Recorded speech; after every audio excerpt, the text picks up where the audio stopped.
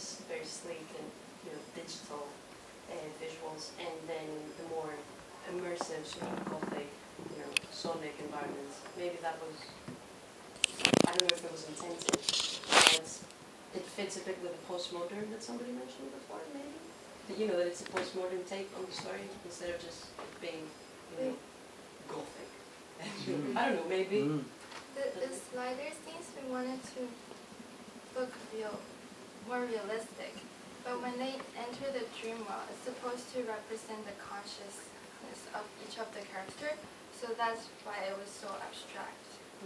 And then once they exit, they go back to the real world, and you see like human interaction between the two characters. I think I'd still like to have seen one of these things that obviously you've got these microphones and they're set up, and once it's done, it's done. I'd still like to have seen something there. Yeah. Just another aspect of the staging, and again, in terms of this kind of connection between the screen and when I say the screen and the surface, the block tracking surface, would actually be to set it up almost in the style of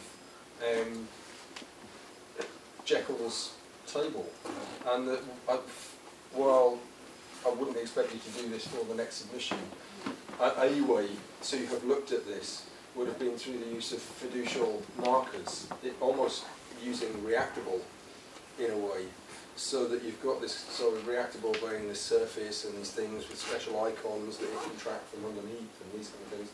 So that actually what you're kind of moving around might have been things from his workbench, his kind of, chemicals and these kinds of things, so that you're moving these kind of pots around. It makes it less wavy-handy, I guess, but again, you might get more precision out of the tracking of things as well. I'm not sure one way is better than another, it's simply another way. I think one thing we forgot to mention is also we try to work a lot with a three-way interaction. So interacting through the piece with your mate or whoever's standing across the table with you. And that's also why we position the sound behind you, so you sort of communicate that sound. Somebody communicates something not so clear when everything's happening at the same time. But I also think that the piece is also meant to be experienced and tested a lot, and not just a single show reel. So you get to familiarize yourself with movements and patterns and stuff like that. But I guess then that's another one of the things which you're perhaps challenging in cinema. Yeah, there's particular films that I would go and see again. There's certainly videos that I've watched countless times.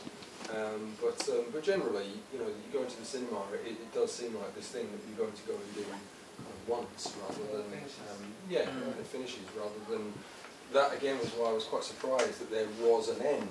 In part, that you're kind of using slightly different messages, in that you called this an installation, and when you in your introduction, rather than this is a piece of interactive cinema.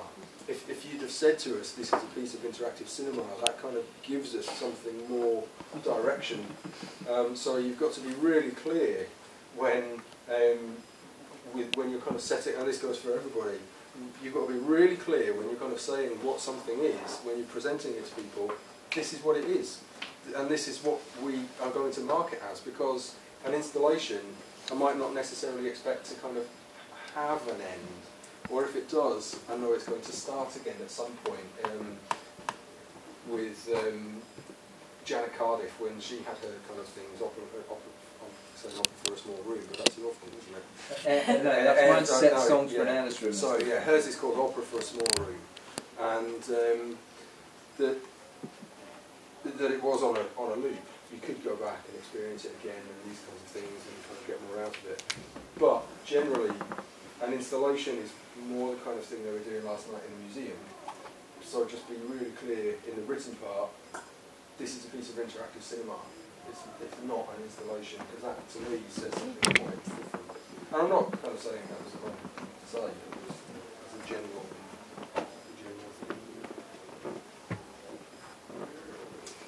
I'm going to go get ready to go across the road. Shall we clap? Great.